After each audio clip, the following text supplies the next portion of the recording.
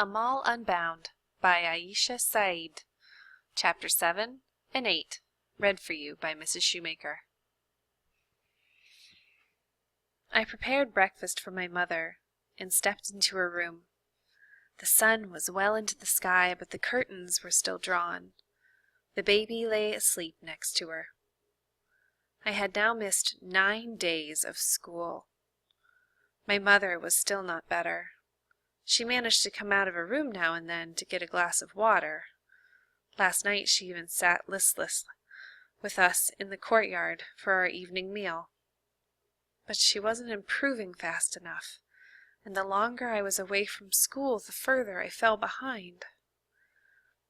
"I brought you breakfast," I told her. "I added onions to the omelet, the way you like it." "Set it on the side table," she said. "Amma, you need to eat to get your strength," I said. "I think I need to rest even more." I knew I should sit with my mother and encourage her to eat, but it wasn't as if she listened to me these days. I glanced at the window. Sunlight peeked from behind the curtains. "I'm going to go to the market. We're out of ginger and peppers. Hafsa said they got a shipment of those biscuits you like. I could pick some up." "No, thanks. But take Safa and Rabia with you." "Parveen can watch them. It'll take me twice as long if I take them." "Your father doesn't like you to go to the market by yourself." It was no use protesting. Gripping Safa with one hand and Rabia with the other, I tried to measure my pace so they could keep up with me. The cool morning breeze and clouds thankfully shielded us from the otherwise oppressive heat. The market was a 10-minute stroll, well past the tailor shop and the pharmacy, to the town that bordered our village. This was where nearly everything was, including the open-air market with all sorts of different stores and vendors who sometimes showed up outside with carts of samosas and kulfi. "What has the S sound?" I asked my sisters as we walked. "Who can find something with the S sound first?" Safa craned her neck, studying the brick houses lining the road. Hira, the butcher's wife, waved to us from her front step as we walked past. "Street?" Rabia pointed to the ground. "And stairs." She waved toward the neighbor's concrete steps. "And Safa!" Safa grinned. "Good job." I patted their heads and picked another letter. This game I came up with was working. It kept them by my side. I thought I wanted to teach students closer to my own age, but I loved helping my sisters learn. Maybe I'd be a good primary teacher. The open-air market came into view. We walked past Bassett's butcher shop. He cleaned off a leg of lamb, readying it to hang on a ceiling hook along with the day's other fresh cuts of meat. The sweet maker next door studied his ledger next to the glass display of sweets in rows of orange, yellow, and pistachio green.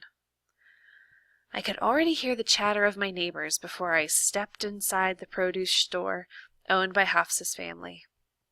It was the most popular store in the market. People even came from neighboring towns to buy from them because they had the best selection. I squeezed past a group of women examining the eggplant, and I made my way up to the blue crates filled with tomatoes, jalapenos, and radishes.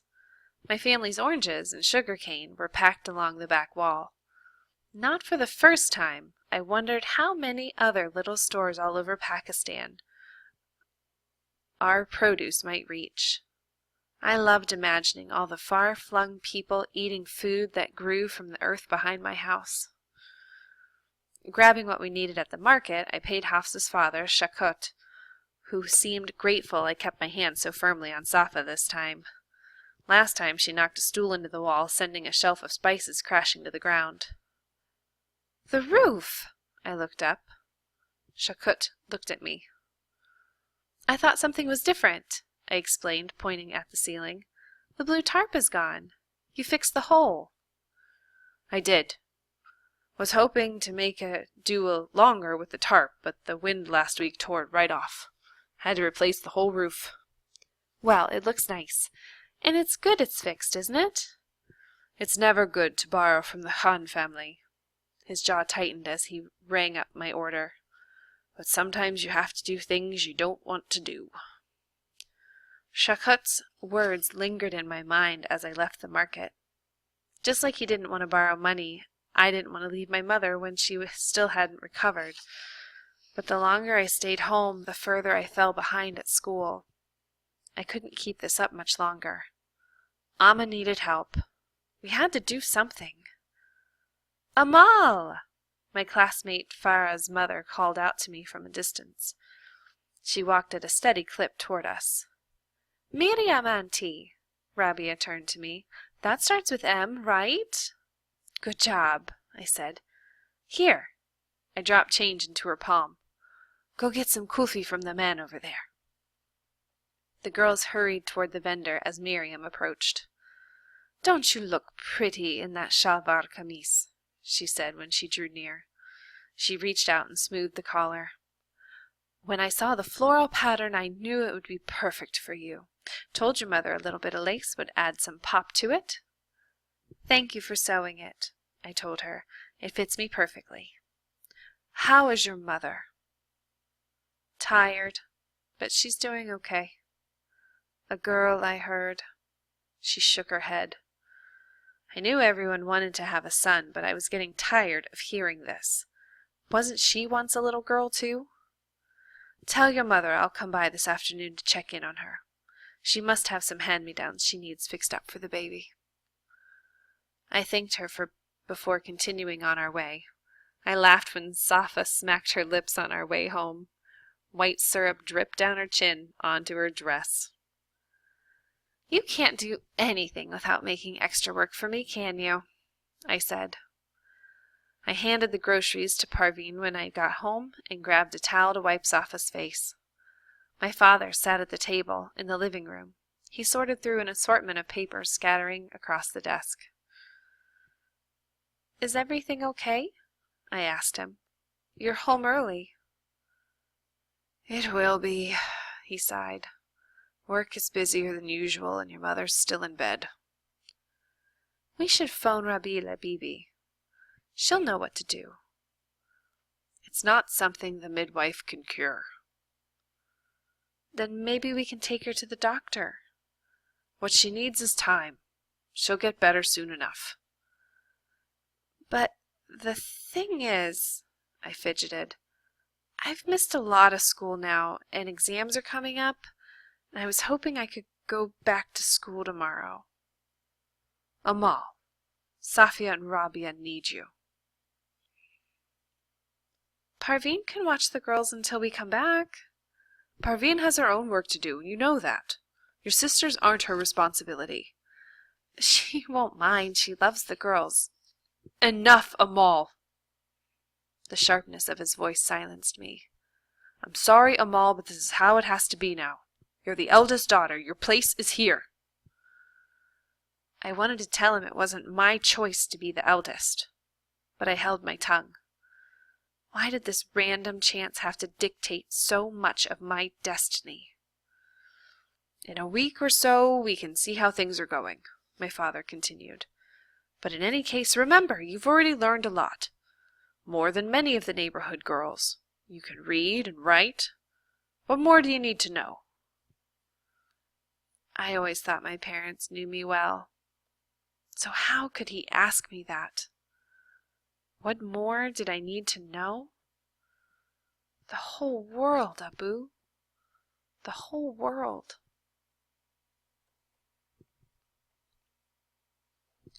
Chapter 8.